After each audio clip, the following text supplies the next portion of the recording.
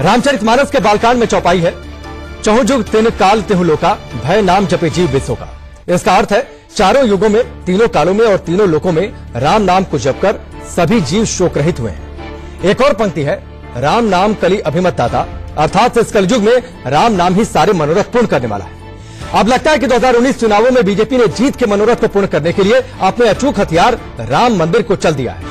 राम नाम को सियासत में बुलंद करने वाली बीजेपी के शीर्ष नेता और देश के प्रधानमंत्री नरेंद्र मोदी भले कहते हैं कि राम मंदिर के निर्माण के लिए पहले अदालत के फैसले का इंतजार करना होगा, लेकिन उसी बीजेपी के एक नेता साध्वी प्रज्ञा ने मौजूदा चुनावों में राम मंदिर के मुद्दे को उछालते हुए कहा है कि उन्हें विवादित ढांचा गिराने पर गर्व है। साध्वी ने तो यहां तक कह दिया कि उन्होंने खुद विवादित ढांचे पर चढ़कर उसे तोड़ा था और अब मंदिर भी वहीं बनाएंगे। अब सवाल यह उठता है कि क्या ढांचा तोड़ साध्वी के साथ खड़ी है बीजेपी? और जब यह मामला खुद अदालत में लंबित है, प्रधानमंत्री मोदी खुद कह चुके हैं कि अदालत के फैसले का इंतजार करें, तो अब साध्वी कौन होती है इस तरह के बयान देने वाली? तो क्या संविधान से ऊपर है साध्वी प्रज्ञा ठाकुर? आपको बता दें कि ये वही साध्वी है जिन्होंने शहीद करकरे की शहादत पर विवादित टिप्पणी की थी। एक शहीद को देशद्रोही करार दिया, हालांकि बाद में माफी भी मांगी। तो क्या साध्वी की सियासत शहादत और विवादित ढांचे पर ही टिकी? मैं बिल्कुल गई थी, ये मैंने कल भी कहा है, मैं उससे बिल्कुल नहीं पलट रही, क्योंकि मैं गई थी, ढांचा तोड़ा था और मैं भव्य मंदिर बनाने जाऊंगी। बिल्कुल पूर्ण आत्मविश्वास के साथ बोल रही हूँ। ये मेरे राम जी हैं, मेरे आदर्श हैं, मेरी श्रद्धा है, मेरी भक्ति है। राम राष्ट्र है, राष्ट्र राम है, इसलिए भव्य मंदिर बनाने से मुझे कोई नहीं रोक सकता। लेकिन विवादित ढांचा गिराने में भी मैं गई थी, काय का विवादित ढांचा? हमारे राम जी का मंदिर है, भव्य मंदिर बनाएंगे, पुनर्निर्माण करेंगे उसका। सुरक्षा आयोग के सदस्य को हेमंत करकरे को बुलाया, कहा कि जब सबूत नहीं है तुम्हारे पास तो साध्वी जी को छोड़ दो। वो व्यक्ति कहता है मैं कुछ भी करूंगा, मैं सबूत लेकर के आऊंगा, कुछ भी करूंगा, बनाऊंगा, करूंगा, इधर से लाऊंगा, उधर से लाऊंगा, लेकिन मैं साध्वी को नहीं छोड़ूंगा। ये उसकी कुटिलता थी, ये देशद्रोह था, ये धर्म विरुद्ध था। आपको विश्वास करने में थोड़ी तकलीफ होगी, देर लगेगी, लेकिन मैंने कहा तेरा सर्वनाश होगा। और ठीक 1.25 महीने में जिस दिन इसको आतंकवादियों ने मारा, उस दिन सूतक का अंत हो गया। क्योंकि हम दुश्मन देश के दुश्मनों के मनोबल नहीं बढ़ा सकते। ये हमारे घर की बात है, ये हमारा व्यक्तिगत पीड़ा थी, वो मैंने बोली थी। और हमें ऐसा लगा कि हमारे दुश्मन देश खुश हो रहे हैं और देश के दुश्मन और बाकी के सब दुश्मन खुश हो रहे हैं, इसलिए मैंने कहा ये मेरे घर की बात है। घर में अगर किसी प्रकार की पीड़ा होती है तो हम अपने घर में निपट लेते हैं, और अगर बाहर कोई दुश्मन हमारे खुश हो रहे हैं तो मैं बिल्कुल अपना बयान वापस लेती हूँ और क्षमा भी चाहती हूँ कि हमारे बयान से कभी भी हमारे दुश्मन, देश के दुश्मन खुश न हो गए। साध्वी प्रज्ञा ठाकुर के बयानों को आपने सुना। आगे बढ़ते हैं, आज के सवाल के सिलसिले की शुरुआत करते हैं, लेकिन उससे पहले आपका परिचय आज के मेहमानों से करा दें। नवीन कुमार हमारे साथ है, भारतीय जनता पार्टी के प्रवक्ता। विनोद बंसल जुड़ेंगे, वीएचपी यानी विश्व हिंदू परिषद के प्रवक्ता। सैयद यासिर जिलानी साहब हमारे साथ हैं, जो कि आरएसएस मुस्लिम राष्ट्रीय मंच से हैं, और अरशद खान फलाही हैं, जो कि इस्लामिक स्कॉलर हैं। नवीन चोमल हमारे साथ जुड़ चुके हैं, जो कि सीनियर लॉयर हैं। सबसे पहले मैं आज के डिबेट की शुरुआत नवीन जी आपसे करूंगा। विवादित ढांचा गिराने पर गर्व है आपको? देखिए, वो एक विवादित ढांचा था और वो खत्म हो गया, और बाबर को कोई नहीं चाहता इस देश के अंदर। क्या कोई भी बाबर की संस्कृति को चाहता नहीं? भगवान श्री राम के मंदिर को तोड़ करके बनाया गया, ये बात सब जानते हैं। जिसने भगवान श्री राम का मंदिर तोड़ा हो, उस पर कोई गर्व कैसे करेगा? और जिसने मेरा सवाल ये था कि विवादित ढांचा गिराने पर आपको गर्व है या नहीं? हाँ, बिल्कुल कह सकते हैं। विवादित कह सकते नहीं, क्लियर पूरे देश क्लियर करिए नवीन जी पहले। वही राकेश भाई, मैं क्लियर करना चाहता हूँ। देश के सभी हिंदुओं को इस बात का गर्व है, इस बात पर गर्व है कि वो विवादित ढांचा जो भगवान श्री राम के मंदिर को तोड़ करके बनाया गया था, वो गिर गया। मतलब भारतीय जनता पार्टी को विवादित ढांचा गिराने पर गर्व है? हाँ, कांग्रेस को तो आपत्ति हो सकती है, हमें नहीं। अब कांग्रेस के बिहार पर मत बोलिए ना। तो मैंने तो वही बोला ना आपको, जो मैं उसको आपको जितने मर्जी बार आप रिपीट कराए, मैंने बड़ा स्पष्ट कहा है कि देश के सभी हिंदुओं को भगवान श्री राम के मंदिर को तोड़कर बनाए गए उस विवादित ढांचे को गिराने पर गर्व है। क्या साध्वी प्रज्ञा संविधान से ऊपर है? साध्वी प्रज्ञा ने संविधान के बाहर जाकर के कोई बात ही नहीं करी है। क्यों? क्या बात कर रहे हैं? प्रधानमंत्री मोदी कहते हैं कि राम मंदिर के लिए अदालत के फैसले का इंतजार करें। मामला सुप्रीम कोर्ट में लंबित है। साध्वी प्रज्ञा कौन होती है? तो इसका मतलब आप ये तय करेंगे अभिव्यक्ति की आजादी केवल एक ही दल के पास है, दूसरे दलों के पास अभिव्यक्ति की आजादी करिए ना साहब। तो फिर राम नाम अगर कांग्रेस सपा बसपा, मुझे राकेश भाई, कांग्रेस सपा बसपा के लोग लगातार ये कहते रहे कि वहां पर वो बाबरी मस्जिद बनाएंगे, तो वो ठीक कह रहे थे। नहीं बिल्कुल एक बात ठीक कह रहे नवीन जी, आपके मैनिफेस्टो में राम मंदिर सबसे आखिर में चला गया है। आप सवाल सुन लीजिए। आप कहते थे बहुमत की सरकार बन जाए तो राम मंदिर हम बनवाएंगे, बहुमत मिल गया साहब। उत्तर प्रदेश में भी आपके पूर्ण बहुमत से सरकार है। जब सब कुछ था, सब संघ प्रमुख जो आपकी मात्र संस्था है, वहां से संघ प्रमुख ने कह दिया कि आप कानून लेकर आइए। प्रधानमंत्री मोदी सामने आते कह देते हैं कि मामला सुप्रीम कोर्ट में लंबित है, अदालत के फैसले का इंतजार करें। क्यों नहीं आपने कोई पहल की ठोस तौर पर पिछले 5 सालों पिछले 5 वर्षों में जितनी पहल भाजपा की इस एनडीए सरकार ने की, गिनवाइए क्या पहल है? मैं आपको दोबारा से गिनवाना चाहता हूं।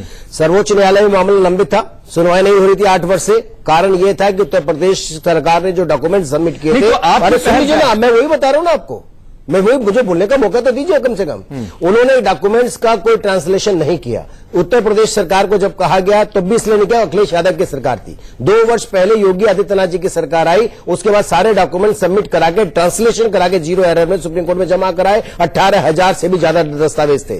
जब वो सबमिट हो गए सुप्रीम कोर्ट में, सबको मिल गए, सुनवाई शुरू होने लगी, तो कांग्रेस के नेता पहुंच गए, जो पूर्व कानून मंत्री है, जिन्होंने सैकड़ों जजों को अपॉइंट किया कि इसकी सुनवाई 2019 से पहले नहीं होनी चाहिए। और यही नहीं, वो पूरी यूपीए की जितने उसके साथी है, सब घटक, चीफ जस्टिस जो डे टू डे की हियरिंग शुरू करने वाले थे, उन्होंने कहा था डे टू डे की हियरिंग शुरू होनी चाहिए, तो उनके खिलाफ महाभियोग लेकर के आ गए ताकि इस मामले की सुनवाई न कर सके। उन्होंने कितना टालने का प्रयास किया, उसके बाद लगातार आज इस मामले को कह सकते हैं प्रयास करने के बाद, सर्वोच्च न्यायालय के आदेश के बाद, आदेश जो भी है, मैं फिर कहता हूं और बड़ी जिम्मेदारी के साथ कहता हूं, जिम्मेदारी दल का एक प्रवक्ता होने के नाते कहता हूं, सर्वोच्च न्यायालय का आदेश जो भी हो, भगवान श्री राम का मंदिर वहीं बनेगा, इसके अलावा कुछ नहीं बनेगा। और कानूनी प्रक्रिया के अनुसार अध्यादेश लाने का मैं इंटरप्ट करूंगा तो आपको बड़ी मिर्ची लगेगी। जो भी फैसला उससे क्या मतलब है? अगर फैसला खिलाफ में चला गया तो भी हमारे दस्तावेज, हमारे एविडेंस खिलाफ में चला गया, हमारे बना लेंगे। मैं वही कह रहा हूं, दस्तावेज एविडेंस जो वहां से मिले सबूत है, वो सब इस बात को प्रमाणित करते हैं।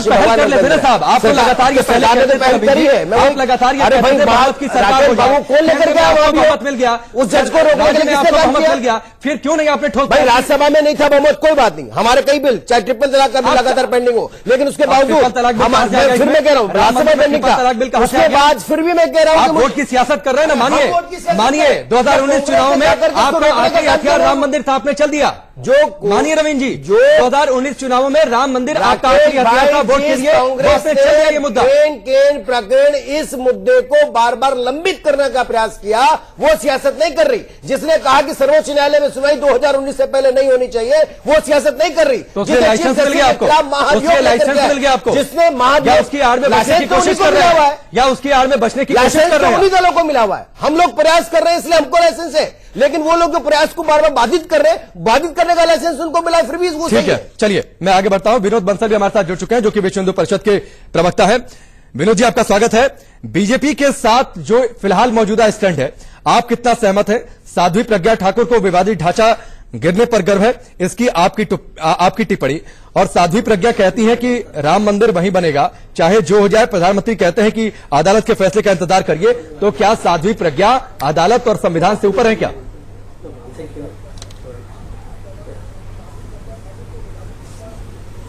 नहीं, मुझे लगता है कि उसको राइट पर्सपेक्टिव में समझने की जरूरत है। मैं देखिए, भगवान श्री राम का भव्य मंदिर बने, जन्मस्थली पर बने, और एक राम मंदिर नहीं एक राष्ट्र मंदिर के रूप में बने, ये संपूर्ण विश्व चाहता है। और आपको पता है कि भगवान श्री राम का वो जन्मस्थली अयोध्या ही है। और वहां पर जो है मंदिर के लिए जो मंदिर के ऊपर जो सुपर स्ट्रक्चर बनाया था मुगल आतंकवादियों ने, आतताइयों, विदेशी आक्रांताओं ने, उसको 6 दिसंबर 1992 को ढहाने पर संपूर्ण हिंदू समुदाय को नहीं बल्कि संपूर्ण भारतवर्ष को गर्व है इस बात का। साध्वी जी ने तो एक बात कही है, लेकिन मैं कहता हूं हमें इस बात पर गर्व है कि भारत के जो गौरवशाली जो राम भक्त थे, उन्होंने 6 दिसंबर 1992 को भारत माता के छाती पर बना हुआ वो कलंक ढहा दिया। अब मंदिर की भव्यता की बारी है, तो आप देखिए कि ये साल जो है अंत नहीं हो पाएगा, उससे पहले काम शुरू हो जाएगा। आप समझ लीजिए, देखिए ये तो सत्य है कि अगर कोई राजनीतिक पार्टी की बात करो तो 1989 से लेकर आज तक अगर कोई राम मंदिर के लिए डट के खड़ा है तो ये भारतीय जनता पार्टी है, इसमें कोई दो राय नहीं है। अगर राम मंदिर का विरोध कर रहा है तो भारतीय जनता पार्टी के अलावा बाकी सभी लगभग सभी दल विरोध कर रहे हैं, या फिर छुपे छुपे रस्तम बन करके वो अपनी पत्ते खोलने को तैयार नहीं है। मैं कहता हूं उनको ओपनली कहना चाहिए ना, क्या दिक्कत है, क्यों डरते हैं लोग कि हाँ मंदिर बनना चाहिए, जन्मभूमि पर मंदिर नहीं बनेगा तो कहां बनेगा? नहीं तो एक बात बताइए, तो ये चीजें जो है ना, एक बात खुलेआम सारे नागरिकों को इस बात को समझना पड़ेगा कौन राम के साथ खड़ा हुआ, कौन बाबर के साथ खड़ा हुआ। फैसले का इंतजार करना होगा। क्या आपको ये नहीं लगता कि साध्वी प्रज्ञा ने जिस तरीके से बयान बीच चुनाव में दिया है, ये वोट पाने के लिए आखिरी हथियार था जो बीजेपी ने चल दिया है? पता नहीं, आप ऐसे समझ रहे हैं कि केवल हथियार चला रहे हैं, हम हथियार चला रहे हैं। नवीन जी बोल लेने दीजिए ना उनको। नहीं, वो आप कुछ भी कहें उसको, ये तो साध्वी जी ने जो बात कही है वो अपनी सच्चाई व्यक्त की है। क्या वो राम बताइए,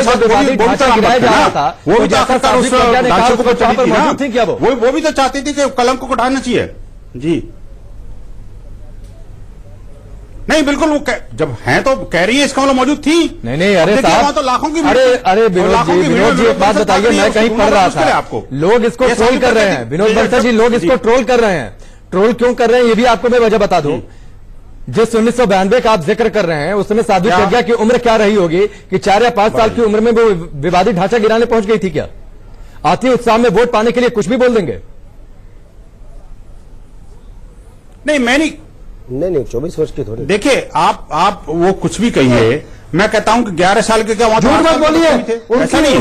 लोग तो आपको याद है, तो एक बहन के मेरी बात सुनिए, मैं कहता हूं देखिए, एक बहन जो दिल्ली से गई थी, आप झूठ मत बोलिए, दिल्ली से गई थी, मैं उनका एडवोकेट हूं, मेरे को उनकी आयु मालूम है। मेरा बच्चा 1992 में आपके पास तो अपनी बात रख लीजिएगा। दूसरी बात यह कि मैंने कुछ नहीं कहा, जो मैसेजेस आ रहे हैं जो सोशल मीडिया पर ट्रोल हो रहा है उसका मैंने जिक्र किया। तो एक बार जब मैं आपके पास आऊँ तो अपनी बात रखिएगा। पहले सेगमेंट में मैं क्रॉस की इजाजत किसी को नहीं देता हूँ, इससे पहले सेगमेंट में आपने क्रॉस मत किया करिए। मैसेज तो व्हाट्सएप पर जाने क्या क्या आते हैं, उसको टीवी चैनल पर डिबेट का मुद्दा नहीं बनाया जा सकता।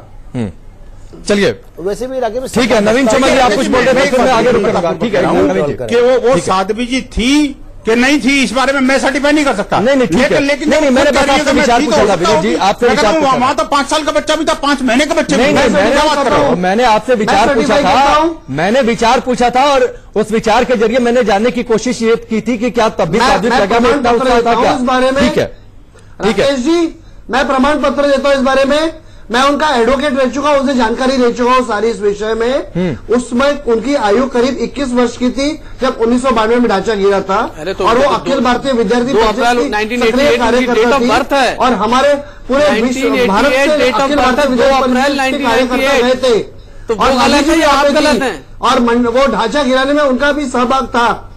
और जी जवाब दे दीजिए इनका, हालांकि हमारे मुद्दे कोई आश्चर्य होना नहीं चाहिए, बहस का मुद्दा नहीं है क्यों, लेकिन इनका जवाब आप दे दीजिए। ये कह रहे हैं कि 1988 उनका डेट ऑफ बर्थ है।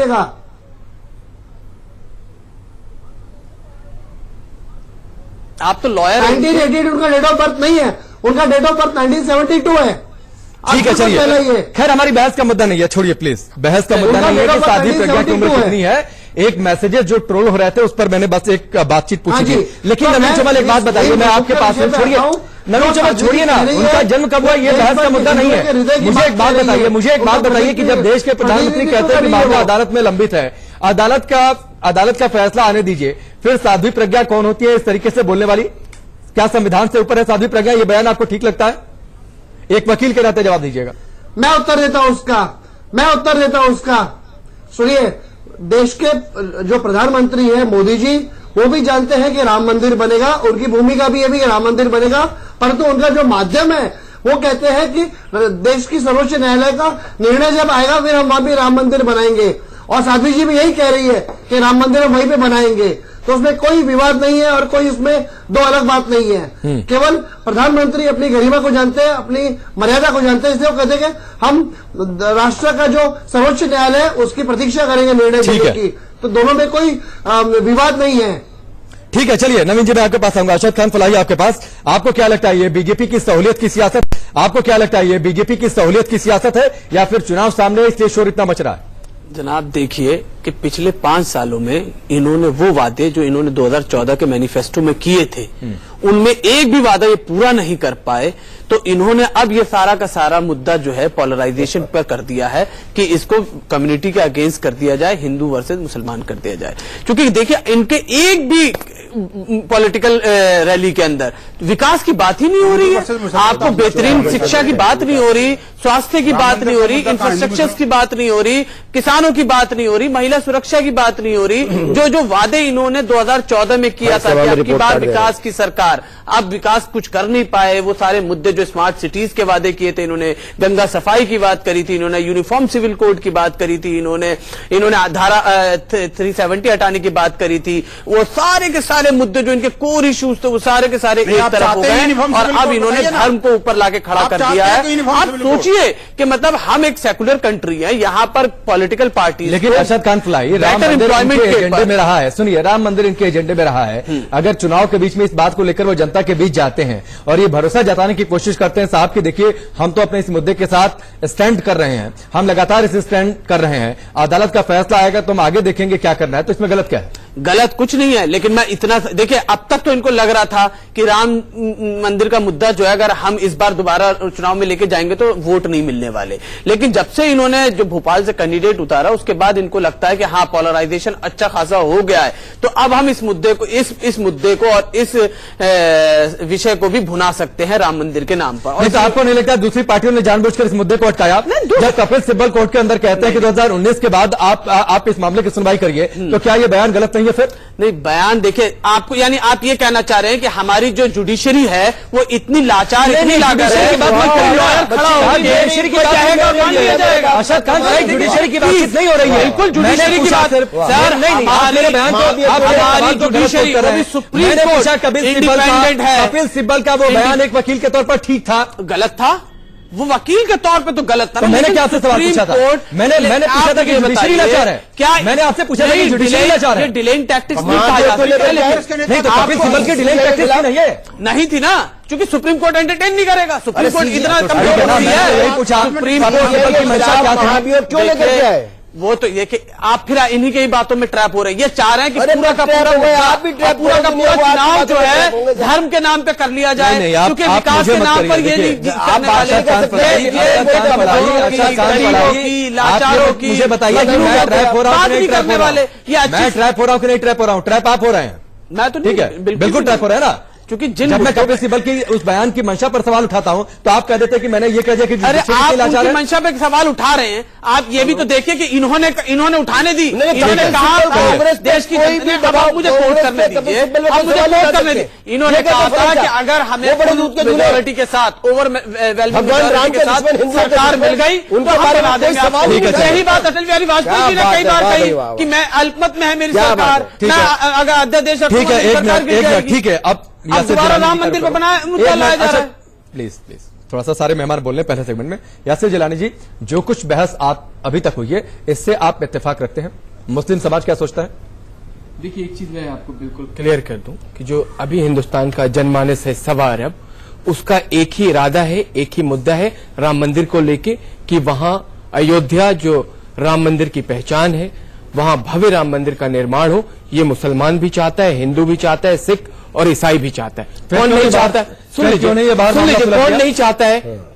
नहीं चाहने वाले लोग हैं कांग्रेस के कुछ नेता, जो राम के वजूद पे ही कोर्ट सवाल उठाते हैं। वो पक्षकार हैं? नहीं, अरे वो पक्षकार नहीं, लेकिन जो पक्षकार हैं उनके वकील बनके कोर्ट के सामने खड़े हो जाते हैं। लेकिन मैं आपको, देखिए सबकी बात सुनी मैंने, मैं आपको अपनी बात बताऊं कि अभी जो चुनाव हो रहा है उस चुनाव में बहुत सारी नैरेटिव जो है वो बदल रही है। आप देखिए 9 करोड़ जो युवा मतदाता है वो इस चुनाव में जुड़ रहा है, वो उसका भी रुख है, वो भी जो पिछले 2014 से लेकर 2019 में जो ऐतिहासिक काम किए गए हैं उसके मद्देनजर वोट करने जा रहा है। मैं आपको दूसरी बात बताऊं, सुरक्षा एक अलग मुद्दा है, सम्मान एक अलग मुद्दा है, हम रोटी कपड़ा और मकान की जो बात करते हैं वो भी एक बहुत बड़ा मुद्दा है। 2014 से 2019 की मोदी साहब की जो सरकार रही है उसके समीक्षा करने के बाद जो लोगों में उत्साह है मैं यकीन माने कि मैं चर्चा आपके क्या हो रही आने है? से पहले किन मुद्दों मैं की आपके चर्चा हो आने रही से है? पहले बता दीजिए। मैं हरियाणा अगर पिछले एक हरियाणा महीने के का मेवात डिबेट में के था, मुद्दे को जो उठा लूं। सबसे पिछड़ा इलाका माना जाता है मुसलमानों को लेके, उसको बार बार लोग उस पर बहस करते हैं।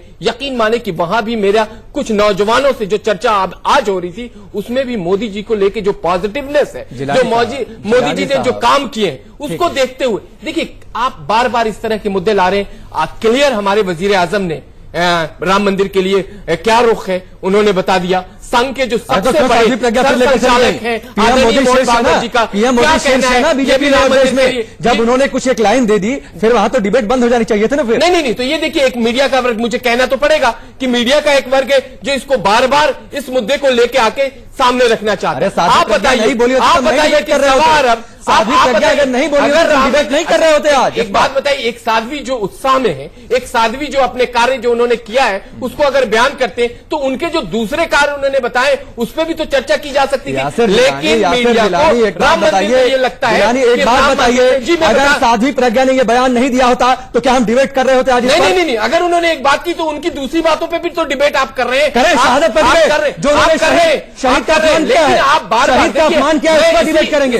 मैं आऊंगा इंडिया न्यूज आऊंगा, कम से कम ठीक है। 200 के एक ब्रेक लेता हूं, राम मंदिर एक ब्रेक लेता हूं जिलानी साहब, एक ब्रेक लेता हूं और मैं पहला सवाल आपसे ही करूंगा। अयोध्या में राम ठीक है, मंदिर मैं पहला सवाल आपसे ही करूंगा। जिलानी साहब एक ब्रेक ब्रेक लेता हूं, पहला सवाल मैं ब्रेक के बाद आपसे ही करूंगा कि जो उन्होंने माफी मांगी है शहीद हेमंत करकरे पर बयान देकर, उनकी शहादत का जिस तरीके से उन्होंने विवादित टिप्पणी की है, माफी मांग लेने से उनके पाप धुल जाएंगे क्या? ब्रेक का वक्त। अरशद खान फलाही है, नवीन चौमल जी हैं। पहले जिलानी साहब आपसे एक सवाल, फिर मैं विनोद बंसल जी आपके पास आऊंगा। एक बात बताइए, साध्वी प्रज्ञा ठाकुर ने 2 बयान दिए। हमने राम मंदिर को लेकर क्या कुछ कहा उस पर चर्चा कर ली। शहीद हेमंत करकरे को विवादित बयान दिया, देशद्रोही तक कह दिया। एक सिपाही जिसने इस देश के लिए जान दी, जिसे देश शहीद मानता है, सम्मान करता है, माफी मांग लेने से ये अपराध खत्म हो जाएगा? नहीं, देखिए आप बड़े पत्रकार हैं, आप इस तरह के सवाल जरूर पूछ सकते हैं, लेकिन मैं आपको बताऊं कि शहीद हेमंत करकरे साहब देश के लिए, पूरे देश के लिए बहुत सम्मान की बात है और उनको पाकिस्तान से आए हुए आतंकवादियों ने शहीद किया था। एक बात बिल्कुल क्लियर है। लेकिन एक साध्वी जो उस वक्त प्रताड़ित की गई थी, जो उस वक्त जिस तरीके से उनके साथ व्यवहार किया गया था, पुलिस जो पुलिस का पूरा जो तंत्र होता है वहां पे जब उनसे पूछताछ करी जा रही थी और जिस तरीके से उन लोगों का बिहेवियर था, उस प्रताड़ना को झेलने के बाद कोई भी इंसान जब सामने आएगा और वो अपनी बात रखेगा तो एक नहीं फालतू की बात मैं आपको बता रहा हूं, मैं कर की बात कर रहा हूं, कर की बात कर रहा हूं। जी जिलानी साहब, इस देश में पता नहीं कितने अपराधी हैं, कितनों को पुलिस पकड़ कर ले जाती है, उनको टॉर्चर करती है, अलग तरीके से सवाल करती है। जी। और अगर कुछ गलत भी हुआ तो शिकायत करती ना, कोर्ट में ये बात कहती ना, या में क्या देंगे कि देशद्रोही है? अब सुन लीजिए मेरी बात भी, आप देखिए आप सवाल करेंगे तो जवाब तो ले लीजिए। 2008 की बात कर रहा हूं, इसी हिंदुस्तान के मुसलमान नौजवानों को कांग्रेस की उस वक्त की सरकार ने गिरफ्तार किया। उन्होंने 15-15 साल जेल में काटे, उसके बाद हमारी कोर्ट ने उनको बरी कर दिया। उस वक्त जो विलाप चल रहा था, जो कांग्रेस के लोग थे, जो उनके दूसरे रीजनल दल थे जो सपोर्ट करते हैं, वो जिस तरह की बातें करते थे कि वो लड़के मुसलमान थे और उन लड़कों के बाद में नहीं ढाल नहीं, मैं तर्क दे रहा हूं। देखिए मैं तर्क दे रहा हूं। तो अगर एक सवाल ये था कि माफी मांगने से जो कुछ उन्होंने कहा उसे भूल जाएं। अगर देखिए तो हमारे भारत की संस्कृति है कि हम अगर क्या मांगता है, अगर कोई माफी मांगता है तो हम एक सीमा रेखा होगी, कसाब माफी मांगता माफ कर देते, कसाब माफी मांगता माफ कर देते, कसाब माफी मांगता माफ कर देते। कैसे माफ कर देते? एक पाकिस्तानी आतंकवादी को कैसे माफ कर देते? लेकिन हमारी जो संस्कृति है, हमारी संस्कृति है, मैं नहीं कह रहा क्या अगर आप देश के सबसे बड़े शहीद को कोई देशद्रोही चाहते, देश के सबसे बड़े शहीद को, आप दोनों लोग शांत होइए। पहले मैं नवीन जी को क्लियर करूं। नवीन जी, मैंने तुलना नहीं की है, मेरे कहने का मतलब था कि हर कृत्य के बाद आप माफी मांग ले। सुनिए ना, पहले पूरी बात सुन लीजिए।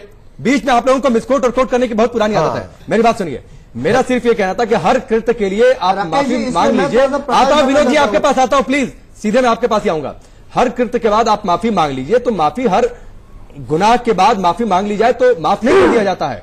जो कुछ सुन लीजिए, जो कुछ उन्होंने कहा साध्वी प्रज्ञा ने, मैं मानता हूं कि माफी उसके लिए पर्याप्त नहीं थी। माफी मांग ली उन्होंने, तो मैं उस चीज को नहीं भूल सकता जो उन्होंने हेमंत करकरे को लेकर बोला था। मुझे एक बात इसकी चिन्ह करना पूरा देश नहीं भूलने वाला, पूरा आप देश कह रहे नहीं माफी भूलने वाला। मांगने से उसको माफ नहीं किया जा सकता। हाँ। राजीव गांधी की हत्या में शामिल जो अपराधी जो पकड़े गए थे, पूर्व प्रधानमंत्री राजीव गांधी कांग्रेस के नेता थे, लेकिन उसको माफ करने के लिए प्रियंका गांधी वडेरा पहुंच गई उनसे मिलने के लिए जेल में। उनको माफ कर देना चाहिए था। वो उनकी बेटी है, आप उसकी बेटी है, आप देश का प्रधानमंत्री था, उसकी बेटी का प्रधानमंत्री। दूसरी बात सुनिए, मैं एक बात कहना चाहता हूं। चलिए, अरे सुनिए, आपने कहा, अरे भाई मुझे बताओ, दिग्विजय सिंह ने ये कहा, दिग्विजय सिंह ने हेमंत करकरे समाज के सबसे बड़े हितैषी है, उन्होंने अपमान किया नहीं किया। दिग्विजय सिंह ने यह लिखा अपनी किताब में कि मुंबई 26/11 के अंदर किसी पाकिस्तानी आतंकवादी या पाकिस्तान का हाथ नहीं है, तो क्या उसको माफ कर देना चाहिए? दिग्विजय सिंह ने कहा कि देश में भगवा आतंकवाद होता है, तो भगवा आतंकवाद के नाम पर उसको माफ कर देना चाहिए दिग्विजय सिंह को। पूरी कांग्रेस ने एक इंसान ने गलत साध्वी प्रज्ञा का बचाव करेंगे। अरे आप इस तरह साध्वी प्रज्ञा का बचाव करेंगे। बचाव किस बात की बात कर रहे हैं? बिल्कुल बचाव में तर्क दे रहे हैं। मुझे बताइए, बचाव में तर्क दे रहे हैं ना? बचाव में तर्क दे रहे हैं कि नहीं? मैं आपको वो बता रहा हूँ, बचाव में तर्क दे रहे हैं कि नहीं? राजस्थान बचाव में तर्क दे रहे हैं कि नहीं? बचाव में तर्क दे रहे हैं कि नहीं? प्रमोद कृष्णन बचाव में तर्क दे रहे हैं कि नहीं? के घर में भावेश पटेल को रखा गया। वो भावेश पटेल को विनोद जी का बताना पड़ेगा। कांग्रेस के नेता सुने, एक मिनट तो फिर बोल लीजिएगा प्लीज। मैं कह रहा हूँ कांग्रेस सुशील कुमार शिंदे, पी चिदम्बरम सब उससे मिलते रहे और उसको इस बात के लिए प्यार किया कि मोहन भागवत और इंद्रेश जी का नाम है वो, और उसके अंदर मालेगांव में अजमेर ब्लास्ट में उसको अरेस्ट किया गया। सरकारी अप्रूवल बनने के बाद जब उसने नाम नहीं लिया, उसके बाद उस व्यक्ति ने हाईकोर्ट के अंदर एफिडेविट दिया, उसने सबके नाम बताए कि दिग्विजय सिंह, ये प्रमोद कृष्ण वाले, प्रमोद त्यागी, सुशील कुमार शिंदे, सब लोगों ने। हमारी सरकार आने के बाद तो बता रहा हूं कांग्रेस ने क्या किया, उसने एफिडेविट दिया कोर्ट के अंदर, और एफिडेविट देकर के बताया गया उसने कि कैसे इन्होंने भगवा आतंकवाद का नैरेटिव पैदा करने का साजिश रची है। उनको माफ कर सकते हैं हम? ठीक है, तो मत माफ करिए ना, मैं कहा कह रहा हूँ देश की जनता माफ नहीं करेगी। मैं नहीं कह रहा हूँ कि माफ करिए ना, उनको माफ करिए ना, साध्वी प्रज्ञा को माफ करिए। साध्वी प्रज्ञा को फंसाया गया, 9 साल तक उसने किसी को मिलने नहीं दिया, चलिए उसके परिवार के लोग ठीक है। अभी कोर्ट ने निर्दोष साबित नहीं किया है, प्लीज। हाँ, तो कोर्ट अभी आरोपी है, कोर्ट का फैसला आने दीजिए। ठीक है, विनोद सर एक मिनट प्लीज। अरे मैं विनोद जी तक जाऊं प्लीज। विनोद जी एक बात बताइए, साध्वी प्रज्ञा ने हेमंत करकरे को लेकर जो कहा था, एक बात बताइए कि दूसरे दल के किसी नेता ने एक बयान इस तरीके का दिया होता, माफी मांग रहा होता, तो क्या नवीन कुमार यहां बैठकर माफ कर देते उसे?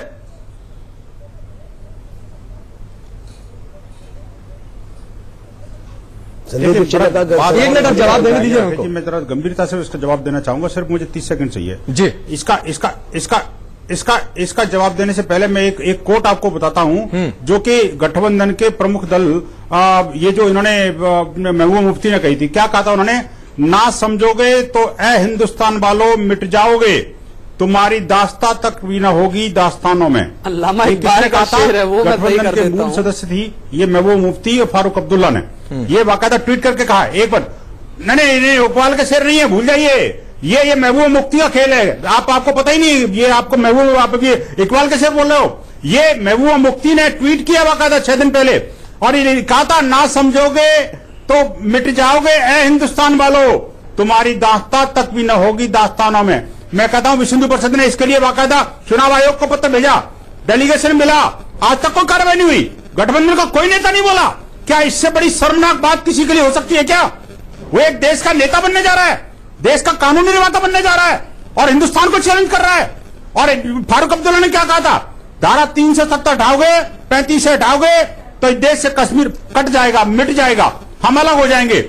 मैं कहता हूं ऐसे लोगों को पकड़ने की जरूरत है राकेश जी, छोटी छोटी बातों में उलझने से कोई नहीं। तो यहाँ पर तो ये भी सवाल फिर उठेगा ना, विनोद जी आपने जिक्र कर दिया, इसके बावजूद मामला बात बताइए विनोद बंसल जी, एक बात बताइए, महबूबा मुफ्ती का ये स्टैंड और फारूक अब्दुल्ला का ये स्टैंड कोई नया तो नहीं है, ये नया तो नहीं है। और फिर मैं सवाल पूछूंगा, फिर वहां पहुंच जाएगी डिबेट कि बीजेपी ने किस आधार पर पीडीपी से गठबंधन कर दिया था, करना ही नहीं चाहिए था।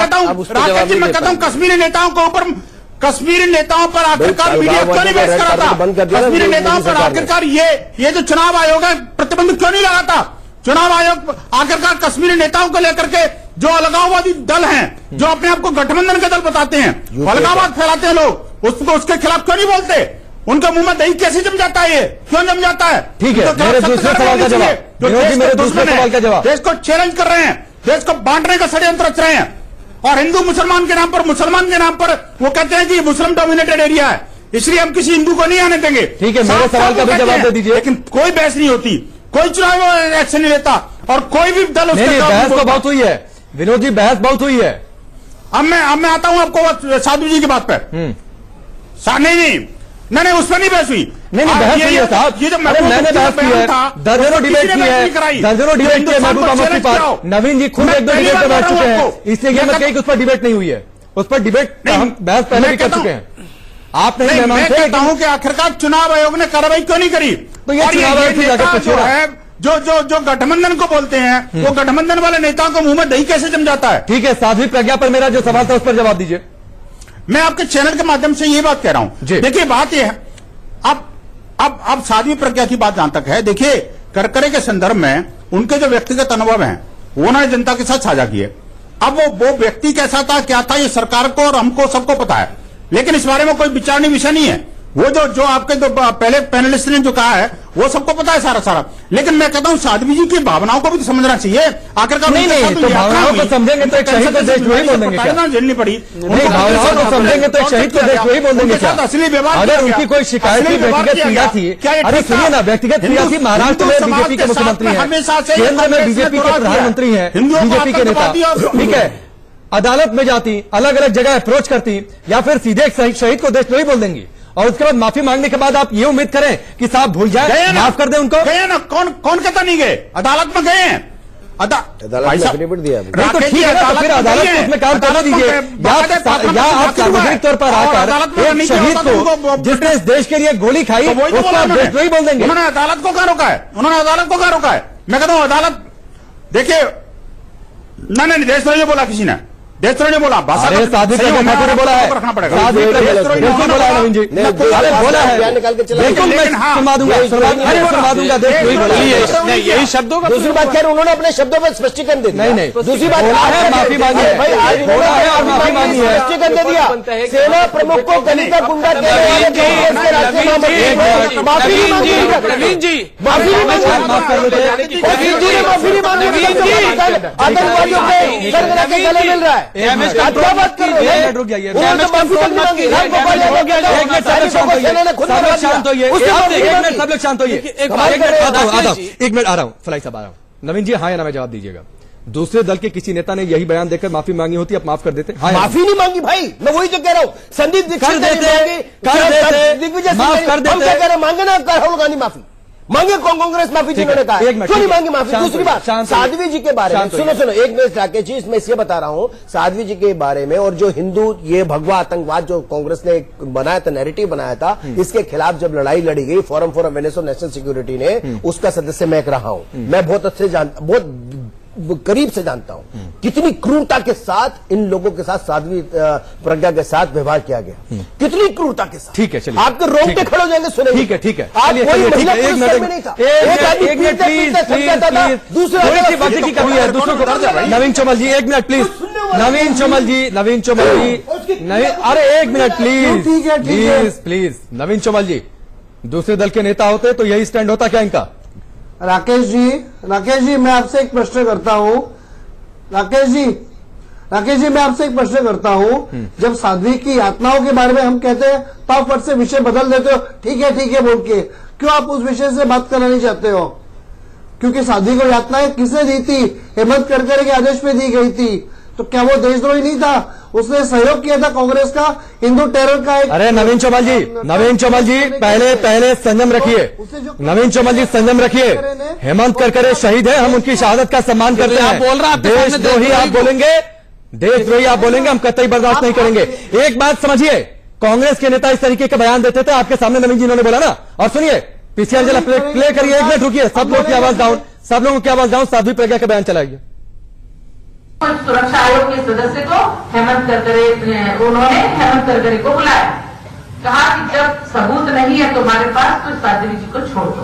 वो व्यक्ति कहता है मैं कुछ भी करूंगा, मैं सबूत लेकर के आऊंगा, कुछ भी करूंगा, बनाऊंगा, करूंगा, इधर से लाऊंगा, उधर से लाऊंगा, लेकिन मैं साध्वी को नहीं छोड़ूंगा। ये उसकी कुटिलता थी, ये देशद्रोह था। कि धर्म विरुद्ध था, आपको विश्वास करने में थोड़ी तकलीफ होगी, देर लगेगी, लेकिन मैंने कहा तेरा सर्वनाश होगा। और ठीक 1.5 महीने में जिस दिन इसको आतंकवादियों ने मारा, उस दिन सूतक का अंत हो गया। ठीक है, नवीन जी सुन लिया ना, देशद्रोह था। क्या बोला उन्होंने? देशद्रोह था, देशद्रोही बोला ना। आपसे कहिए कि वो अपने बोला ना। शब्द वापस लें। उन्होंने देशद्रोही हेमंत बोला। करकरे जी को देशद्रोही बोला। नहीं, नवीन चमल जी, आप अपने शब्द वापस जो लीजिए। आपने कहा आपको वो शब्द वापस शब्द लेना वापस चाहिए। लेने होंगे। आपको वो शब्द वापस लेना चाहिए। आप शहीद हेमंत करकरे को देशद्रोही बोल रहे नहीं हैं। बोलना चाहिए। क्यों शब्द वापस लो? हाँ तो ठीक है, अगर आप शब्द वापस नहीं ले सकते तो मैं आपकी आवाज ऑन नहीं जाने दूंगा। अगर आप अपने शब्द वापस नहीं ले सकते तो मैं आपकी आवाज ऑन नहीं जाने दूंगा। डाउन करिए इनके। आप एक शहीद को अपमानित कर रहे हैं। आप 125 करोड़ देशवासियों की भावनाओं के साथ खेल रहे हैं। फलाई साहब एक मिनट, नवीन जी, साध्वी प्रज्ञा का बयान देखिए, आपको मैं हाँ सुन एक छोटा सा कमेंट, फिर मैं फलाई जी करूंगा। नहीं तो फिर इनके हिसाब से तो पीडीपी जो अफजल को शहीद, अरे भाई मैं बात वकीलों की बातें करें, बात फलाई साहब उनकी बयान से वकीलों साहब की बात मैं चाहता हूँ आप भी बोले, ये भी बोले। नवीन जी मेरा बहुत स्पष्ट है 20 सेकंड में अपना कमेंट। देखिए, साध्वी जी ने अपना, प्रज्ञा जी ने अपना बयान बिल्कुल स्पष्ट कर दिया, उसके बाद भी स्पष्ट कर दिया। लेकिन मैं फिर कहना चाहता हूं, मुझे 10 सेकंड दीजिए, मैं उस पीड़ा को 10 सेकंड है आपके पास। 10 ही सेकंड दे दीजिए भाई साहब। राकेश जी, कितनी क्रूरता के साथ व्यवहार किया गया एक हिंदू भगवा आतंकवाद नैरेटिव पैदा करने के लिए कांग्रेस की सरकार ने, तत्कालीन सरकार ने। मुझे बोला नहीं देशद्रोही, सुन लीजिए मेरी बात। अरे इतना क्रूरता के साथ किया गया। एक आदमी आता था, पुलिस का अफसर, कोई महिला अधिकारी नहीं था, पीटता रहता था, जब वो चला जाता था फिर दूसरा आके पीटता था। एक मिनट शांत होइए नवीन जी। अब सुन लीजिए, मुझे भी ठीक है, शांत हो जाइए ना। मतलब उस पीड़ा को आप सुनना नहीं चाहते। अरे सुन उसको लीजिए, देखना नहीं चाहते। एक मिनट अगर ये नवीन जी प्लीज, नहीं समय मेरे पास। अरे समय की बात करिए,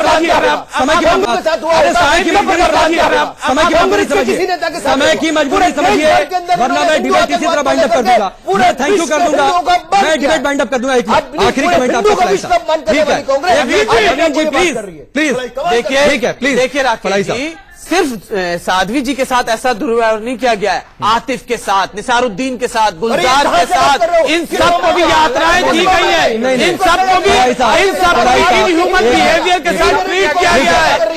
बार-बार कहते हैं 20% अरे सरकार किसी, अगर आप फिर देखिए, फिर गलत कर दें, नैरेटिव गलत सेट कर रहे हैं। अरे भाई, आतंकवाद के नाम पे जिसको भी अरेस्ट किया जाता है, जिसको भी जो इसमें साथ ऐसा ही व्यवहार किया जाता है, समझिए। आदरणीय इंद्रेश कुमार जी आप किस तरीके से देखिए, कोशिश कर आप समझिए इस बात को। वक्त नहीं है, देखिए, ठीक है, सब लोग शांत हो जाइए, सब लोग शांत हो जाइए। वक्त नहीं है मेरे पास, वक्त नहीं मेरे पास। आप सबका बहुत बहुत शुक्रिया, सबका बहुत बहुत शुक्रिया, सबका बहुत बहुत शुक्रिया। और आखिर में एक बात फिर बोल दूं, नवीन चोमल जी ने जो कहा वो बेहद आपत्तिजनक था। उनको अपना बयान वापस लेना चाहिए था। हेमंत करकरे शहीद हैं, उनकी शहादत का हम सम्मान करते हैं और सम्मान हमेशा करते रहेंगे। नवीन चोमल जी को माफी मांगनी चाहिए थी। वक्त यहाँ पर ब्रेक का, जल्द वापस लौटते हैं।